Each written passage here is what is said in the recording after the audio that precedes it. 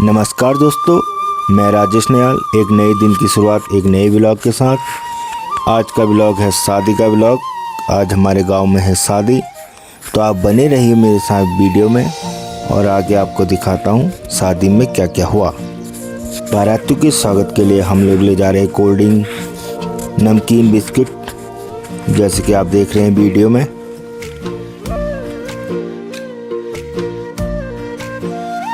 दोस्तों, बारात आ चुकी है, ये हमारे दूल्हे राजा। आप वीडियो में बने रहिए, आपको बहुत अच्छा लगेगा वीडियो में।